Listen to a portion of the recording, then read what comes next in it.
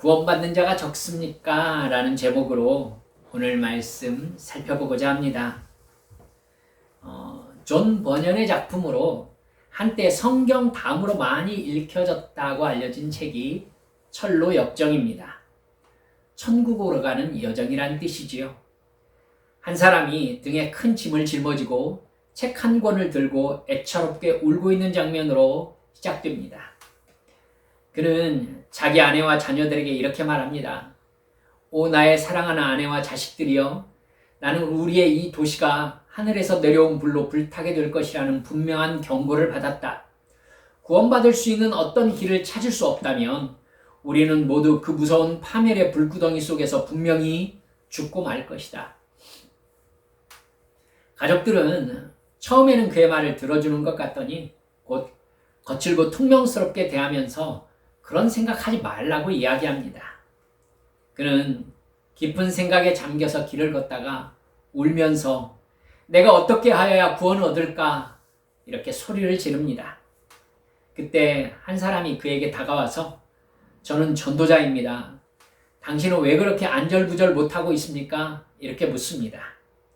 선생님, 내 손에 들고 있는 이 책을 읽어보니 내가 죽기로 되어 있고 죽은 후에는 장차 심판을 받을 운명이라는군요. 그런데 나는 멀거니 앉아서 첫 번째 죽음도 당하고 싶지 않고 두 번째 심판도 받을 마음이 없습니다. 내 등에 짊어진 이 짐이 무덤보다 더 낮은 곳으로 나를 가라앉혀서 지옥에 빠뜨릴까 두렵습니다. 그러자 전도자가 말합니다. 당신의 처지가 그렇다면 왜 여기에 서 있는 겁니까? 어디로 가야 될지를 모르기 때문이지요.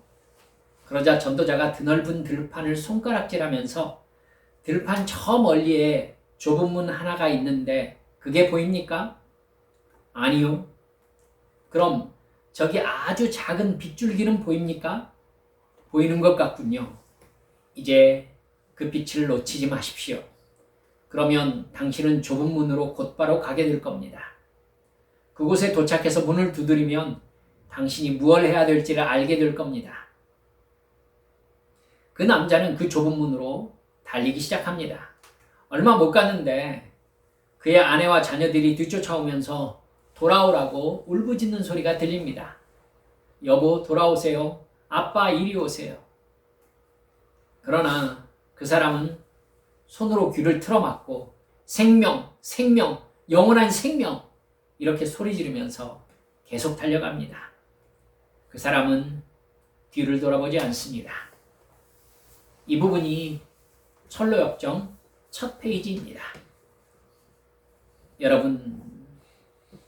여러분의 생각에는 어떤 이미지가 떠오르는지 모르겠습니다만 읽을 때마다 마음이 심란해진다는 것을 숨길 수가 없습니다.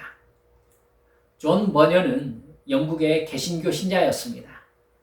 영국의 국왕 찰스 2세가 영국 성공회를 제외한 모든 기독교 교파들을 탄압하는 과정에서 침례 교도였던 존 버년이요, 허가 없이 복음을 전했다는 혐의로 12년 동안 감옥에 갇히게 됩니다. 그 감옥에서 쓴 책이 이 철로 역정입니다. 그야말로 구원과 멸망을 깊게 생각할 수밖에 없는 환경이었다고 말할 수 있습니다. 누가 구원을 받을 수 있는가? 구원은 어떻게 받을 수 있는가? 아마 존 버년 평생에 가장 깊은 고민을 했던 시간이었을 것입니다. 존 버년이 철로 역정 처음에 인용하고 있는 오늘 본문 말씀은 예수님이 처음 설교하신 산상설교 안에 있는 말씀입니다. 좁은 문으로 들어가라. 멸망으로 인도하는 문은 크고 그 길이 넓어 그리로 들어가는 자가 많고 생명으로 인도하는 문은 좁고 길이 협착하여 찾는 자가 적음이라 이렇게 되어 있습니다. 산상설교는 진정한 신앙을 가진 사람들이 이 세상에서 어떻게 살아야 되는지에 대해서 말씀하신 예수님의 처음 설교예요. 무엇이 죄고 무엇이 의인지 아주 분명하게 선명하게 말씀하십니다. 이웃과 어떤 관계를 맺고 살아야 되는지, 예수님을 믿고 따른다는 것이 어떤 행동을 하고 어떤 말을 한다는 것인지를 산상설교는 아주 분명하게 이야기합니다. 하나님이 우리의 삶을 어떻게 보시는지까지 아주 명확하게 말씀하시죠. 그렇게 예수님이 설교를 진행하시다가 갑자기 좁은 문으로 들어가라고 말씀하시는 겁니다. 산상설교가 7장에서 끝나가는데 지금 마무리로 들어가는 부분에서 예수님께서 좁은 문으로 들어가라고 말씀하고 계시는 겁니다. 조금은 맥락상 뜬금없어 보이는 이 말씀이 누가복음에서는 배경이 설명되어 있는 말씀으로 언급됩니다. 누가복음 14장 22절, 24절에 같은 내용이 적혀 있습니다. 예수께서 각 성, 각 마을로 다니사 가르치시며 예루살렘으로 여행하시더니 어떤 사람이 여짜오되 주여 구원을 받는 자가 적으니이까? 그들에게 이르시되 좁은 문으로 들어가기를 힘쓰라. 내가 너희에게 이르노니 들어가기를 구하여도 못하는 자가 많으리라. 이렇게 나와 있어요. 좁은 문으로 들어가기를 힘써야 하는데 들어가려고 해도 들어가지 못하는 사람이 많을 것이라고 말씀하신 겁니다. 분명히 구원받는 사람이 적다라고 확정하고 계시는 것입니다. 오늘 본문 14절 말씀에서는 생명으로 인도하는 문은 좁고 길이 협착하여 찾는 자가 적다 대놓고 말씀하고 계십니다. 깊이 고민해야 되는 것은 이 말씀을 교회에 다니지 않는 불신자에게 하시는 게 아니라는 겁니다. 예수님은 하나님이 선택하신 민족이라고 믿고 있는 유대인들에게 이 말씀을 하고 계십니다. 예수님 당신께서도 유대인이시고요. 우리로 말하면 교회 다니는 사람들에게 하시는 말씀인 겁니다. 그러면 교회 다니는 사람 중에서 많은 사람들이 문이 크고 길이 넓은 멸망으로 인도하는 문으로 들어간다는 말씀이 됩니다. 그 중에 아주 소수만 길이 협착해서 찾는 사람이 적은 생명으로 인도하는 좁은 문으로 들어간다는 말씀이지요. 예수님이 이 세상에 오신 것은 요한복음 3장 16절을 보면 하나님이 세상을 이처럼 사랑하사, 즉 하나님은 편애하신 것이 아닙니다. 이 세상을 공평하게 사랑하셨다라고 언급되는 성경 말씀이 많습니다. 즉 예수님은 모든 사람을 사랑하셔서 구원하시려고 십자가에서 죄의 값을 죽음으로 치르신 것입니다. 근데 그 예수님을 믿어서 구원받는 사람은 소수? 아주 소수에 불과하다고 말씀하시는 것이죠. 여러분, 이 많은 사람 중에 교회 다니는 사람이 아주 적고요. 말씀드렸죠. 이제 우리나라의 복음화율은 20대, 30대에서 2%로 보고 있다라는 말씀을 여러분께 드린 기억이 납니다. 이게 곧 10년 혹은 20년 후에 우리나라 기독교의 전체 현실이 될 거 아니겠습니까? 아직은 나이가 많은 사람들이 교회를 많이 다니고 있습니다. 하지만 우리나라에서 가장 큰 교회도 제가 알기로는 50대, 60대가 50% 정도를 차지하고 있다는 걸로 알고 있습니다. 사랑하는 여러분들, 예수 믿는 사람이 갈수록 적어지고 있습니다. 세상을 이처럼 사랑하셨는데 교회 다니는 사람도 적어지고 있고요. 그리고 오늘 말씀은 그 중에 좁은 문으로 들어가는 사람은 아주 소수일 것이다 라고 예수님이 말씀하고 계시는 것입니다. 철로역정에서는 존 버년이 멸망의 소식을 듣고 고민하는 사람을 통해 이 문제를 이야기하고 있습니다. 대다수의 사람들은 이 세상이 죄에 대한 하나님의 진노를 받아 영원히 멸망한다는 사실을 듣고도 믿지 않는다는 겁니다. 즉 죄와 그 죄에 대한 형벌로서 영원한 죽음을 받아야만 된다라는 개념 자체가 없는 겁니다. 그러면 여러분께 여쭙죠. 교회에는 있습니까? 세상 사람들이 그 개념이 없는 건 당연하죠. 그러나 교회에 다니는 사람들에게 그런 영원한 멸망과 영원한 생명에 대한 개념이 너무나 희박하다는 것이 큰 문제 아니겠습니까? 철로 역정에 나오는 사람은 혼자만 난리난 사람입니다. 모두 아무도 그렇게 생각하지 않습니다. 하지만 혼자 멸망을 두려워하면서 구원받을 방법을 찾아 헤매고 있는 겁니다. 단도직입적으로 여러분께 여쭙시다. 우리들은 죄와 멸망에 대해서 얼마만큼의 두려움을 가지고 있습니까? 구원받았다는 나의 일상 속에서 구원이 내 생각과 말과 행동에 얼만큼의 영향을 끼치고 있습니까? 오늘 여러분과 나누는 말씀들을 통해서 내가 서 있는 영적 주소를 정확하게 가늠해 보실 수 있는 시간이 되시기를 주님의 이름으로 축원합니다. 첫 번째, 나는 구원의 가치를 정말로 알고 있는 사람인지를 확인해 보셔야 합니다. 이 부분이 가장 중요하기 때문에 다시 말씀드립니다. 나는 구원의 가치를 정말로 알고 있는 사람입니까? 철로 역정의 그 남자는 자기가 있는 도시가 얼마 지나지 않아서 멸망당한다는 경고를 정말로 심각하게 생각합니다. 아무도 그렇게 생각하지 않지만 분명히 그가 들고 있는 책에 그렇게 써 있다는 겁니다. 그는 당장 행동해야 된다는 강박을 느낍니다.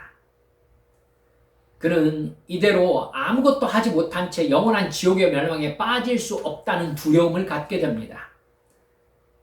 여러분, 그 사람에게 멸망이 온다는 확실한 증거가 어디 있느냐라는 고민은 전혀 나오지 않습니다. 그 책에 써 있기 때문에 여기에 이대로 있다가는 모두 멸망을 당하는 것이 당연할 뿐인 겁니다. 자기는 그걸 알고 있다는 겁니다. 우리가 들고 있는 성경에도 나옵니다. 그래서 우리는 언젠가 그 사실이 나의 사실이 된 기억을 가지고 있으십니다. 언젠가 감격의 눈물을 흘리면서 하나님이 정말로 살아계신 신이라는 내적 확신을 얻으셨습니다. 왜 내가 믿게 되었는지 나도 모릅니다. 그렇지만 하나님이라는 신이 나를 구원하시려고 아들 예수님을 이 세상에 보내셨다는 것을 나는 사실로 받아들였습니다. 그리고 예수님이 죄의 값은 영원한 죽음이라는 죄와 사망의 법칙을 충족시키려고 십자가에서 나 대신 못 박혀 죽으셨다는 것을 믿게 되었습니다. 증거가 어디 있습니까? 모릅니다. 하지만 어느 날 갑자기 내가 그것을 그냥 믿게 되었습니다. 여러분, 기적입니다. 그 믿음을 갖게 하시려고 하나님께서 죽었던 내용을 살리시고 성령의 감동을 주셨다는 것도 나는 알게 되었습니다. 여러분 중에 많은 분들은 한동안 완전히 그 사실에 붙잡혀서 교회에 다니고 성경을 읽고 기도하면서 내가 변했다는 것을 나도 알 수 있을 만한 신앙생활을 하셨던 분들입니다. 나 같은 죄인 살리신 그 은혜 놀라워 잃었던 생명 찾았고 광명을 얻었네. 그 찬송만 불러도 마음이 울렁거렸습니다. 여러분, 그 증상이 무슨 의미였습니까? 바로 구원이란 하나님과의 사랑의 관계가 시작되었다는 것을 말해주는 증상입니다. 여러분, 단순히 하나님은 예수님을 보내셔서 나를 대신해서 죽어주셨고 나는 그 혜택을 받아서 지옥에 가지 않고 천국에 갈 수 있게 되었다. 이게 구원입니까? 아니에요, 여러분. 그래서 얼떨떨하지만 그렇다니 고맙고, 그러나 영생이라고 하면 일단 죽은 다음의 일이라는 생각이 들어서 고맙긴 하지만 지금 내가 신경 써야 될 것은 여기서 살고 싶은 인생을 사는 것? 그래서 천국은 실감나지 않지만 주셨으니 주셨다고 하니 감사하고, 일단 전지전능하신 하나님께서 나를 사랑하신다면 내가 받고 싶은 것, 내가 바라는 것을 좀 이루어 주셨으면 좋겠습니까? 돈을 지금보다 더 많이 주셔서 세상에서 누리고 싶은 것 좀 누리며 살게 해주셨으면 좋겠습니까? 돈과 지위가 적당히 있어서 적어도 이 세상에서 고생하지 않고 살 수 있도록 해주시기를 바라는 마음이 일단 큽니까? 그래서 기도만 시작하면 내 머릿속에서 내가 살고 있는 이 현실이 영상이 쫙 지나갑니까? 그리고 한편으로는 내가 살고 싶은 하루의 영상이 싹 지나갑니까? 그 차이를 바라보면서 하나님, 이 차이가 억울합니다. 좀 나에게도 돈을 좀 주십시오. 이렇게 말하고 싶은 마음입니까? 그 정도의 마음이 내가 하나님께 가지고 있는 마음이고 구원에 대해서 느끼는 감정이라면, 여러분, 나는 하나님과 참 서먹서먹하고 어색한 관계, 소통이 이루어지지 않는 관계에 놓여 있다는 것을 인식하셔야 합니다. 제가 언젠가 3일 금식을 한 적이 있습니다. 그때 교회 앞에 피자집이 있었습니다. 금식하면 여러분 음식 냄새에 민감해지시는 거 여러분 아실 겁니다. 하루 종일 교회에 있다가 집에 가려고 나왔는데 피자 냄새가 강하게 풍겨왔습니다. 그래서 집에 피자 한 판 사가면 아내와 아이들이 좋아하겠다는 생각이 들어서 피자를 한 판 사가지고 집에 갔습니다. 새 아이들과 아내가 반갑게 맞이해 주었습니다. 피자를 들고 가자 아내는 웃으면서 금식 이틀째인데 어떻게 피자를 사올 생각을 했느냐면서 힘들지 않느냐고 저를 맞아주었습니다. 그러면서 아이들에게 아빠 고맙습니다 해야지 라고 말하자 아이들이 아빠 고맙습니다 라고 말하고는 너무나 맛있게 먹는 거예요.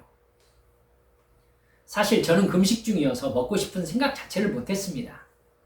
그러나 제가 그렇게 피자 한 판 사간 것이 아내와 아이들에게 행복이 되었다는 사실이 제가 얼마나 마음 뿌듯하고 좋았는지 모릅니다.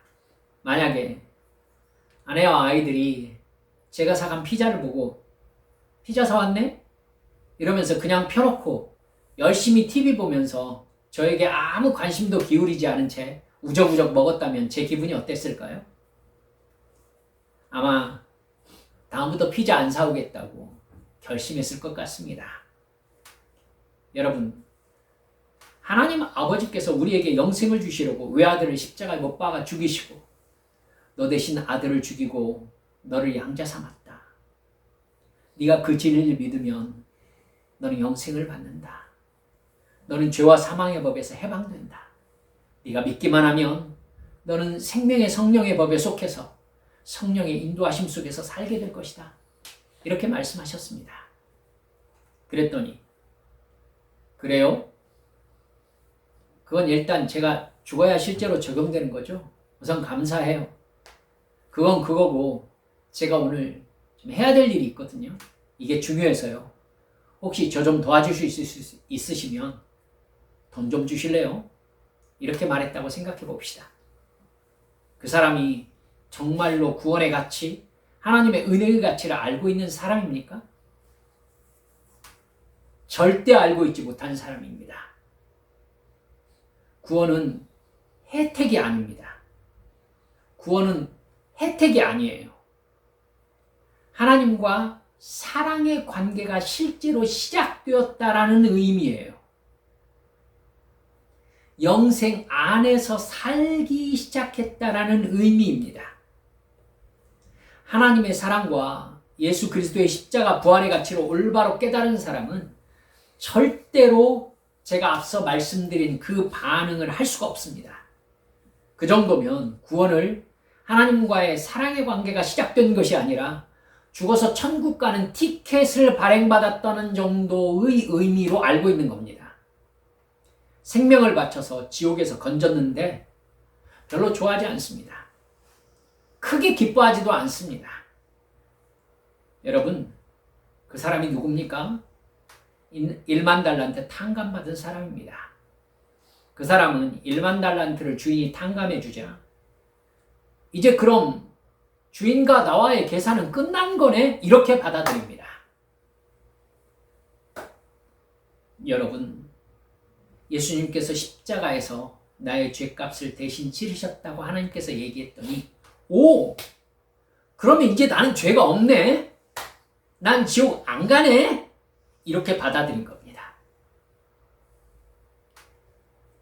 이제 내 마음껏 육체의 이익과 만족을 위해 살 자격증을 얻은 것처럼 좋아하는 거예요.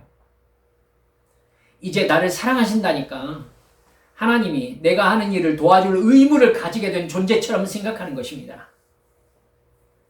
그런 걸 세상 말로는 뭐라고 합니까? 배은망덕이라고 합니다. 이스라엘 백성들이 그렇게 생각하고 광야로 들어갔습니다. 홍해의 의미가 그들에게 사라졌을 때에 그들은 곧바로 현실의 어려움을 원망하기 시작했습니다. 그걸 뭐라고 한다고요? 배은망덕이라고 한다고요? 믿음 없음이라고 하고 거짓된 믿음이라고 한다는 겁니다. 절대 잊지 마십시다. 은혜는 그것을 은혜로 받는 사람에게만 은혜입니다. 저는 이 문장을 우리 한빛 성도들이 외웠으면 좋겠습니다.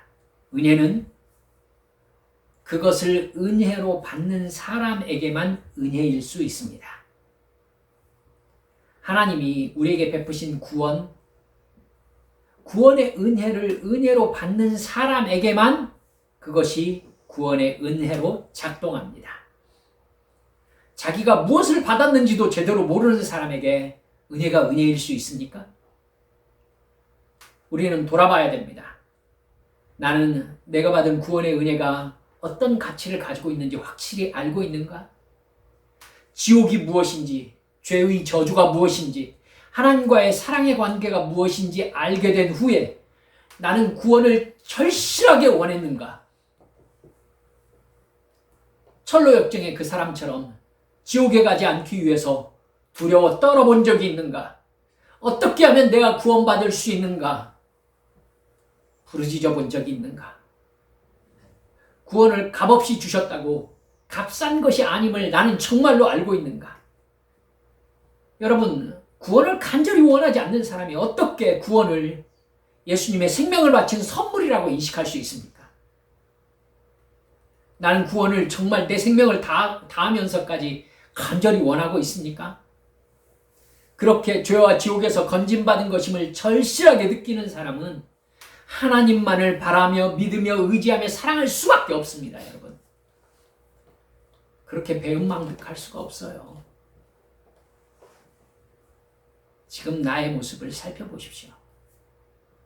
지금 내가 구원을 어떻게 생각하고 있고 어떻게 반응하고 있는지를 보면 내가 구원의 은혜를 어떤 가치로 여기며 살고 있는지를 알 수 있습니다. 두 번째, 그렇게 구원의 가치가 나에게 점검되면 나는 그 구원 안에 살고 있는지를 확실하게 분별할 수 있게 됩니다. 구원은 나에게 완전히 성취되지 않았습니다. 구원은 나에게 아직 약속으로 주어져 있습니다. 약속으로.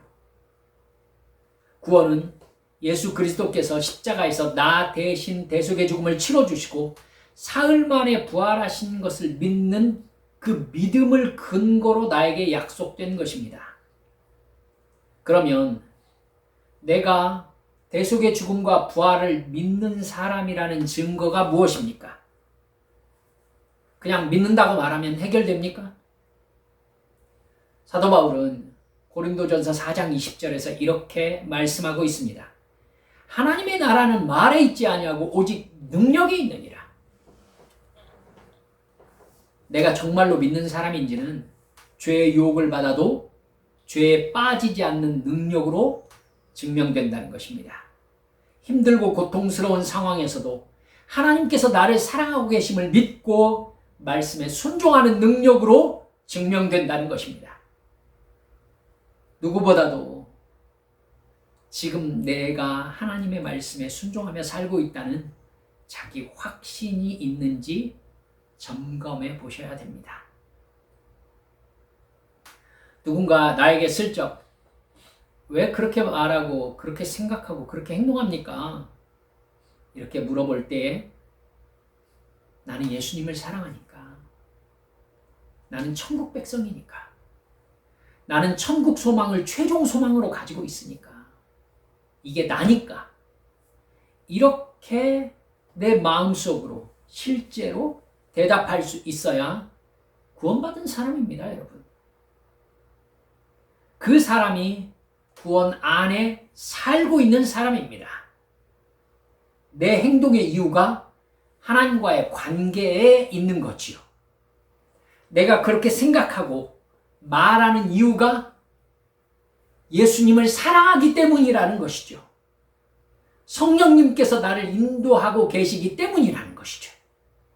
이게 구원 안에 사는 사람이고 영생을 받은 사람으로서 영생 안에 살고 있는 사람입니다. 내 발걸음이 천국을 향하고 있는 사람인 것입니다. 그 사람이 구원이 완전히 성취되는 천국에 도달할 때까지 구원의 은혜 안에 감사하면서 예수님을 사랑하는 사람으로 지금을 사는 사람인 것입니다. 셋째, 그렇게 나 자신의 영적 정체성을 점검하면 내가 지금 구원 안에서 살고 있는 가장 직접적인 증거가 무엇인지를 나 자신과 타인에게 대답할 수 있게 됩니다. 내가 지금 구원 안에 살고 있는 가장 직접적인 증거가 무엇인가? 나를 구원하셨는데 이 세상에 놓아두시는 것은요, 내가 이 세상에서 천국 시민으로 살다가 영원한 천국에 들어갈 믿음을 준비하게 하시려는 게 첫 번째 이유입니다. 믿음이 천국에 들어갈 만한 믿음, 하나님이 생각하시는 그 믿음의 장성한 분량에 이르게 하시려고 나를 이 세상에 놓아두신 것입니다. 그리고 두 번째는 내가 보냄받은 현장에서 주변의 사람들에게 영생의 복음을 전하는 전도자가 되게 하시려는 목적입니다. 나는 천국에 도착하는 날까지 영생을 소망하면서 내 이웃에게 구원을 받을 수 있는 회개의 복음을 전하는 사람이 되어야 하는 것입니다. 그러기 위해서 먼저 나는 철저한 예배자와 기도자로서 영적 정체성을 지키며 살아야 됩니다. 나는 천국에 속한 사람이다. 나는 하나님의 자녀다. 예수 그리스도께서 성령님으로 지금 나와 함께 계신다. 그리고 그렇기 때문에 어떤 상황에도 불구하고 나를 사랑하시는 하나님을 향한 나의 감사가 멈추지 않는 게 당연해야 되는 것입니다. 여러분, 우리의 육체를 떠나 저 영원한 천국에 도착할 때에 우리는 육체로 있을 때 우리가 바랬던 것들이 얼마나 허무한 것인지를 확실히 알게 될 것입니다. 하지만 우리들은 그 허무한 것을 위해서 우리가 육체 안에 있는 모든 시간과 노력을 다 바칩니다. 그래서 영원을 준비하지 못합니다. 마치 철로역정에 아빠 돌아오세요, 여보 가지 마세요 라고 말한 뒤에 남는 사람들처럼 말입니다.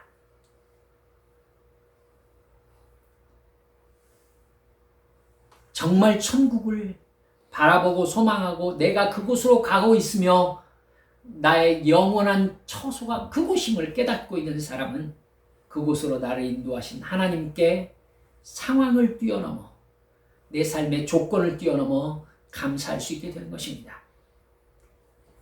목자와 함께 있는 양은 목자가 어느 곳으로 데려가든지 목자가 나를 사랑하는 행동이라는 것을 믿습니다. 그렇기 때문에 사망의 음침한 골짜기로 목자가 나를 데려간다 하여도 해를 두려워하지 않습니다. 여러분, 그 양에게 가장 두려워하는 상황은 먹을 것이 없는 상황이 아니라 목자가 없는 상황입니다. 여러분, 내가 사망의 음침한 골짜기로 다닐지라도 해를 두려워하지 않을 것은 주께서 나와 함께 하십니다. 양 앞에 목자만 보이면 양은 두려워하지 않습니다. 목자만 따라가면 되니까.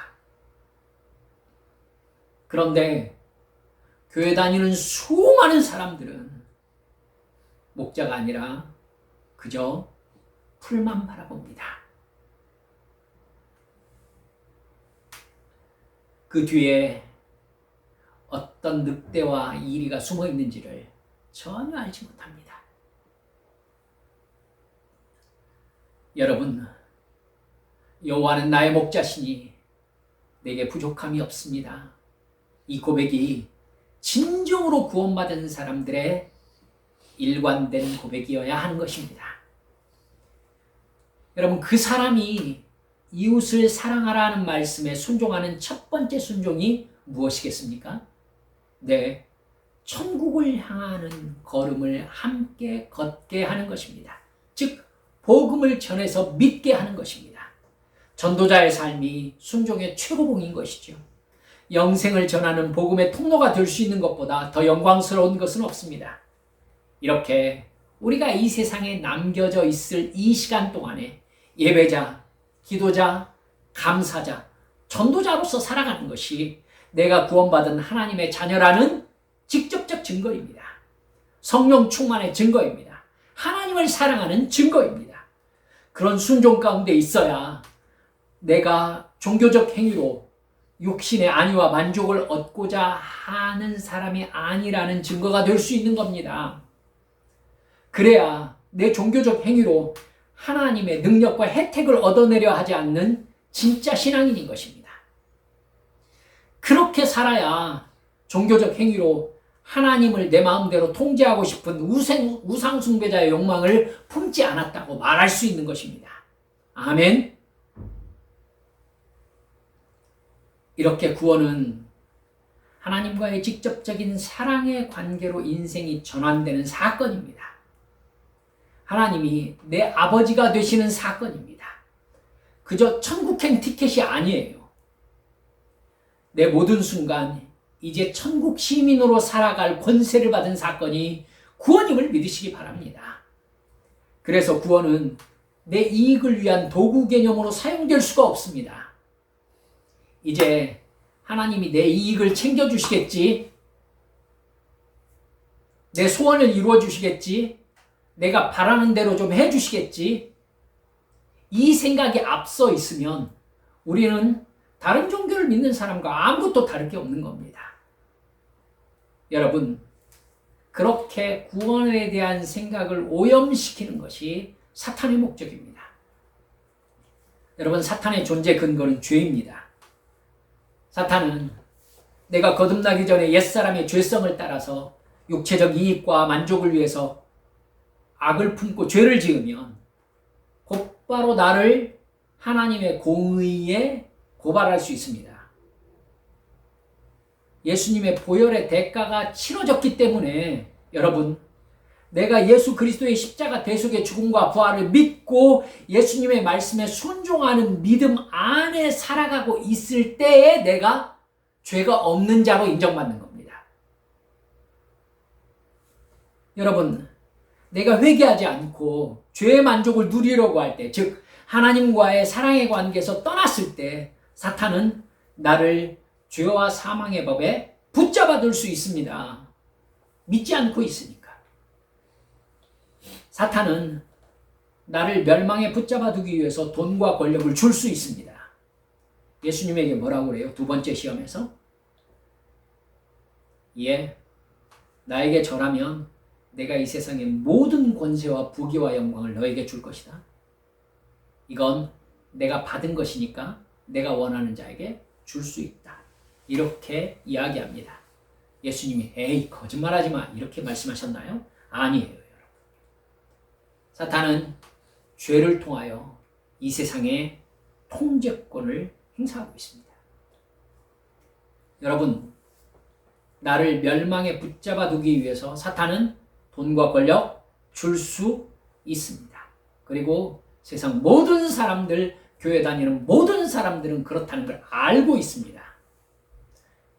결국 돈과 권력이 그 사람을 망치고 만다는 세상의 교훈도 얼마든지 있으니까요. 이 세상의 욕심의 만족에 마음껏 취하게 만들 수 있습니다. 어느 때에는 반대로 감당할 수 없는 고통을 줄 수도 있습니다. 그 고통에 내가 굴복해서 하나님을 배반하고 원망하고 믿음을 버리게 될 것을 기대하면서 나를 어려움 속으로 욥처럼 끌어들일 수 있습니다. 내가 하나님의 자녀라는 자기 정체성에 붙잡혀 있지 않으면은 사탄의 돈을 통한 유혹, 고난을 통한 유혹, 여러분 성공할 가능성이 아주 높습니다. 사울 왕, 그 사탄의 유혹에 넘어갔었던 사람입니다. 여러분, 그 사탄에게 물러가라, 이러면 물러갑니까? 사도행전 19장 15절에서 거듭난 믿음 안에 거하지 않는 사람이 귀신에게 나가라고 하자 귀신이 이렇게 대답했습니다. 악귀가 대답하여 이르되 내가 예수도 알고 바울도 알거니와 너희는 누구냐? 여러분, 영적 세상이 그렇게 대충대충으로 되어 있지 않습니다. 그럴 것 같으면 예수님께서 오늘 본문에서 좁은 문으로 들어가라고 말씀하셨겠습니까? 들어가고자 하여도 못 들어가는 사람이 많다고 말씀하셨겠습니까?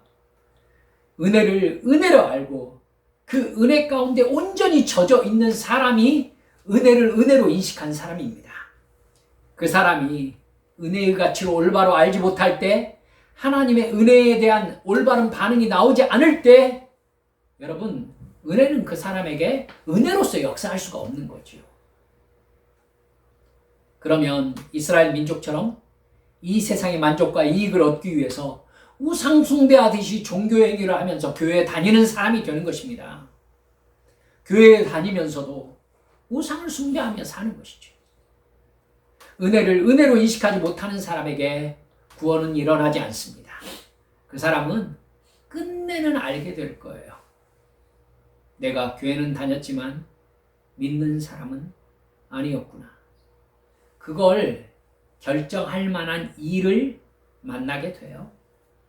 결국 아주 고통스러운 어려움 속에서 이럴 것 같으면 하면서 하나님을 버리든지, 아니면 내 소원이 이루어졌다면서 돈을 많이 버는 상태에서 자기의 만족을 위해서 하나님을 버리든지, 그 상황이 와요. 그래서 증명돼요. 지옥에는 억울한 사람이 한 사람도 없습니다. 말씀을 마칩니다. 사랑하는 여러분들, 성경 전체는 하나님의 은혜를 은혜로 알고 믿음으로 반응해서 순종으로 나아간 사람에게 구원이 베풀어졌다라고 일관되게 말씀하고 있습니다. 나는 어디에 서 있습니까? 예수님께서 구원받는 사람이 아주 적다고 말씀하시는 그 적은 사람 안에 나는 포함되어 있습니까? 끝까지 믿음의 싸움, 순종의 싸움에서 승리해서 구원의 완성의 꼴이 나시는 성도 여러분 되시기를 우리 주 예수님의 이름으로 축원합니다. 우리 함께 기도하십시다. 사랑하는 성도 여러분들,